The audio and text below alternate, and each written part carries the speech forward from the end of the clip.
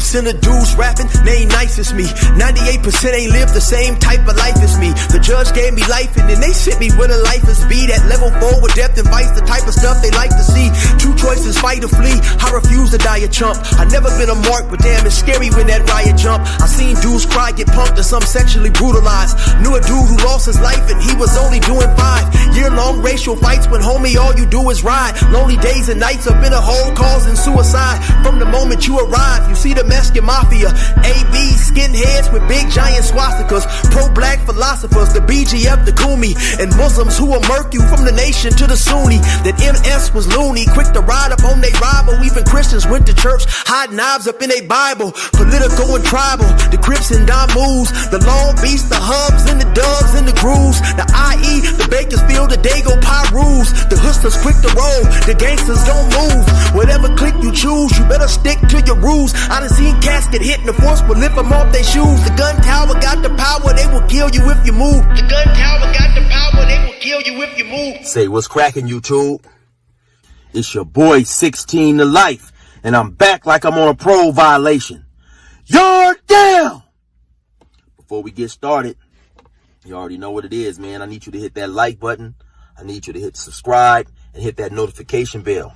That way, anytime I drop a story, you can be notified and you can hop on it ASAP Rocky. For those of y'all that's new to my page, in '94, I got arrested. I was initially sentenced to 16 years plus life. I ended up doing 24 years straight in some of these California prisons. And during those times, I accumulated some stories for y'all. So I got another one right here, man. So let's get cracking.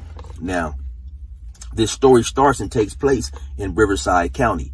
You know, like I said, I was arrested on some serious charges. And during those times, I was going back and forth to court. You know, actually, I stayed in the county jail 2 years, you know, fighting two different cases related to gun violence and gangbanging and things of that nature.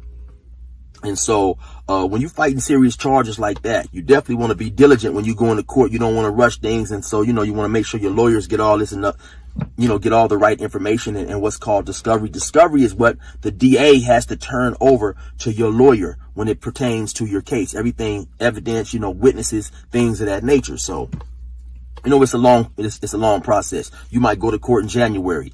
Then you go to court, you know, your lawyers, they'll talk, you know, oh, well, I'm trying to get this, I'm trying to get that. Then they bring you back in February. Then, you know, you go back February. They might bring you back again in April or March. You know, it's just this process, you know, you go through this process for a period of time. And so, you know, when I'm going back and forth to court, you know, other people who are facing serious charges are pretty much going through the same thing. So from time to time, you'll hear dudes in there discussing their cases, or you'll see, you know, you get familiar with people going back and forth to court.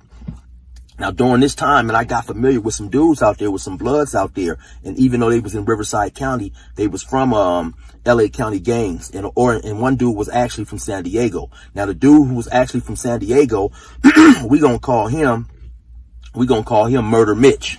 Now, it was about 4 of them. They was on a case, man. They was bloods. And at some point in time, they was riding around and they end up killing a young Crip, or who they perceived to be a young Crip. And they had got caught up on the case, about 4 or 5 of them. You know, of course, now, when it's that many dudes, 9 times out of 10, somebody gonna do some telling. Somebody gonna start telling, trying to free himself, you know, from the predicament he didn't put himself in, and also trying to shift some of the blame. So that individual in this particular case happened to be Murder Mitch.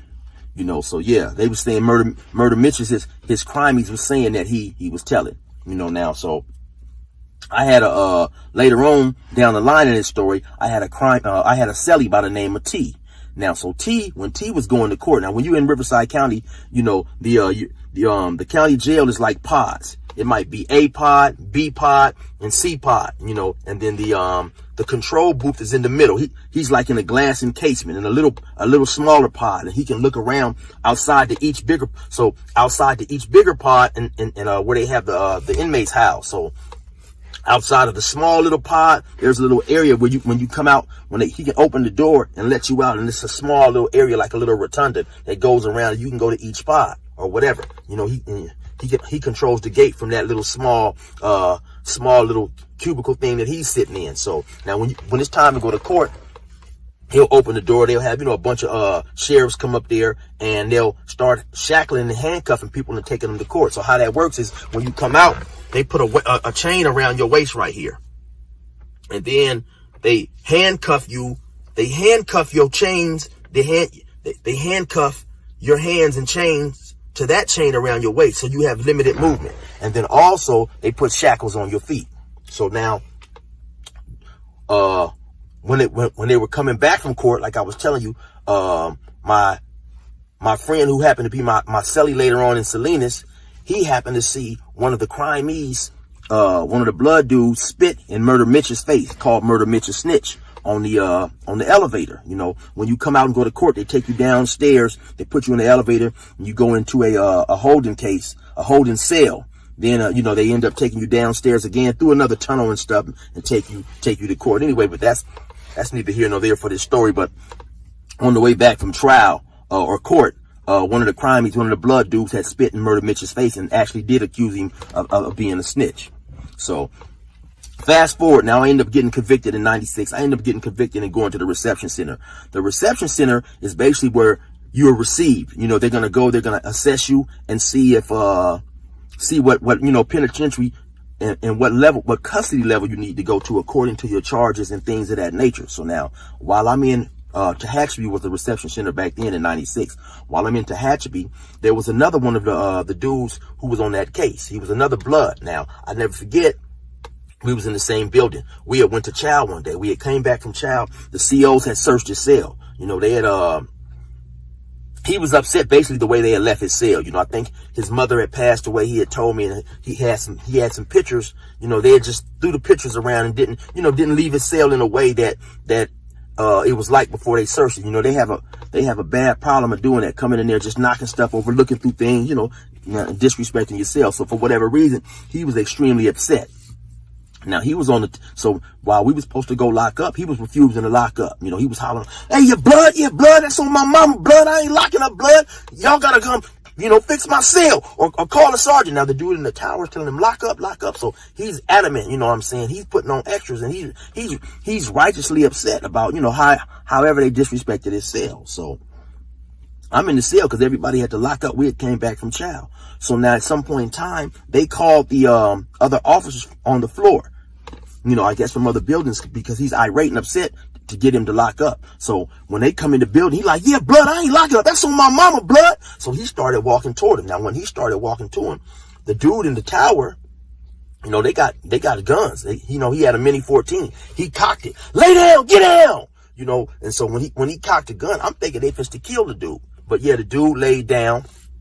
And they handcuffed him, took him off. I never seen him again. I heard they end up sending him to Pelican Bay after they, assessed him or whatever. And I honestly believe they done that because he got involved in that altercation. But he was also involved with those other bloods down there in Riverside County who caught this particular case. So like I say, fast forward now, I get to Salinas Valley. They when I'm from the reception center, end up sending me to Salinas Valley in 1996. Now, when I get to Salinas Valley, it's D yard. I believe it was the upper yard. And so the yard is new. The yard is just open. It's not even full. They still bringing people from other yards. The whole prison is new. They're bringing people from other yards and other prisons to fill this prison. So, I say that to say that the yard wasn't populated yet and it was new. And so just so happened, Murder Mitch got sent up there as well. Now, so Murder Mitch, I'm knowing Murder Mitch from the county. Like I say, I didn't see his face get spit in. And so by me not being privy to what's going on, I don't really know a whole lot about this situation up to that point. But one day we outside on the basketball court, and it was another blood from up north. And he had nothing to do with the initial case, though I don't know how he knew. Some type of way it came to his attention, and he accused Murder Mitch of being a snitch. And so that's where he kind of messed up right there. He accused him, and he didn't at that point in time, he didn't have any paperwork to back up what he's saying. I was always taught that anytime you call a person a snitch, it's two things you should be doing. You should either be stabbing him or shooting him while you calling him a snitch, and especially if you don't have the paperwork, then you don't label a person like that, because that's a very, very, deadly word to call a person in prison, especially back in that era, back in 1996. You know, a gang member's reputation was all he had. And outside of a child molester, being called a snitch is one of the lowest things that you can call a person in prison. So you basically forcing the dude's hand. Now, what the dude from up north did, the blood from up north did, like I say, he made these accusations, but he didn't physically act on it. So the very next day, we outside, we playing basketball.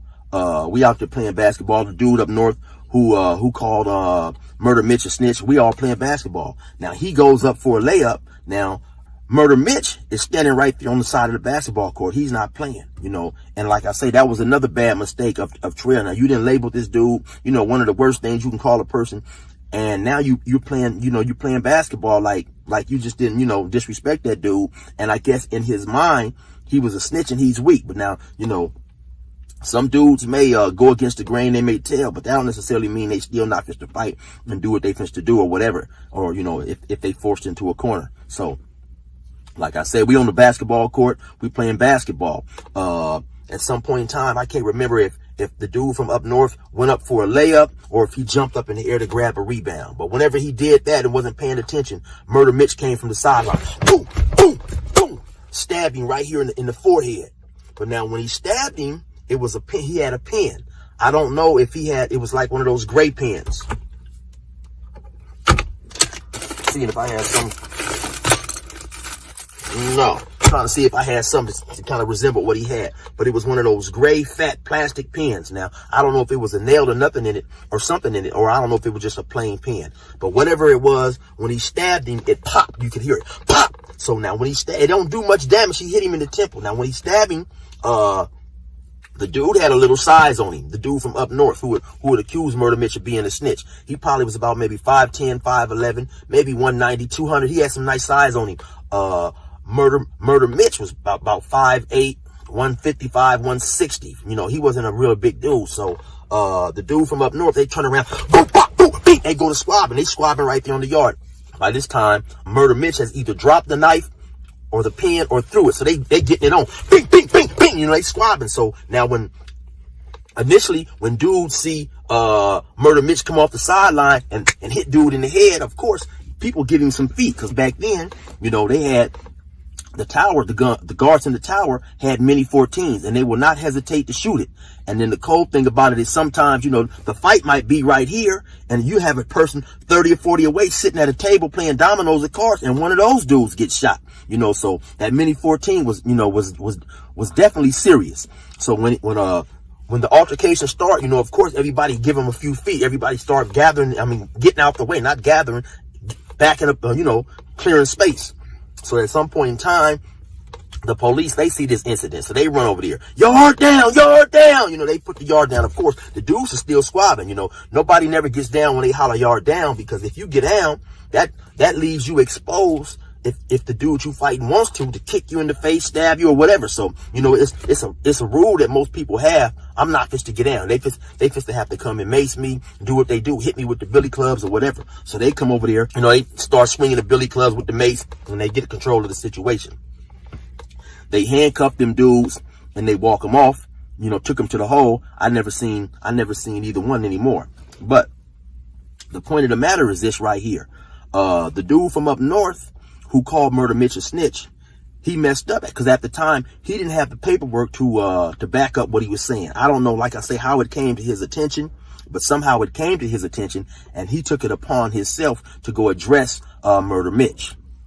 That's where he messed up at, because now he didn't back Murder Mitch into a hole. You know, you didn't call Murder Mitch the worst thing you can call a person, damn near, in prison, a gang member. So you only gave him two options. You done left Murder Mitch with two options. You done left Murder Mitch to roll up, to get off the yard, to go tell the police, listen, man, I can't be here, which is definitely going to confirm in everybody's mind that he was a snitch. Or you made him do what he do. He went and secured a weapon and he came out and he handled his business. Now, was it likely he was telling? It probably was, because like I say, my cellie, who happened to be in Riverside County as well, but now he was my cellie in Salinas when this incident happened, he saw Murder Mitch get spit on. And due to, like I say, the way they shackle you up in court, and, you know, the dude who spit on him really didn't have any more any more action at getting to him. You know what I'm saying? Because the way they handcuff and shackle, so he spit on him.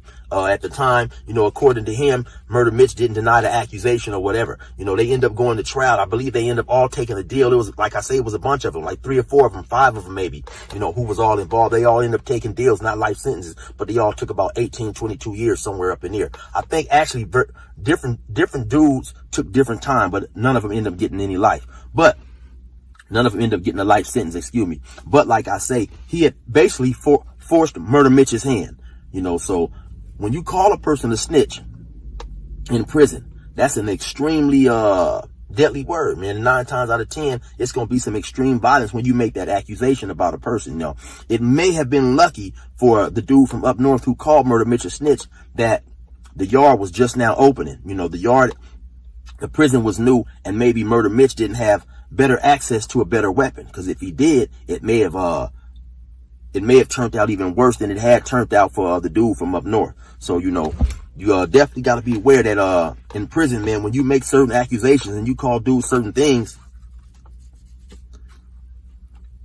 you know, you definitely should have the first and foremost, you should have the paperwork to validate what you're saying. And then the only way you should even bring it to a person's attention is when you're getting physical with him. You know, you shouldn't make that accusation and walk off and leave yourself vulnerable to be attacked like the dude from up north, like the up north dude did. I guess that was probably a lesson to him, you know, to next time, you know, you got to act on a situation, because like I said earlier, just because a dude has done something that's deemed cowardly, like snitching, doesn't necessarily mean he's lost all the fight in him, especially in an environment like back then, level 4, 180. The dude got, you know, 16, 18, 22 years. You know, he ain't going home no time soon. You forced his hand. You know, you basically made him try to prove that he wasn't, you know. So, don't ever do no shit like that. You know what I'm saying? Don't ever basically degrade a man like that and not act on the situation. You already know what time it is, man. Resume normal program.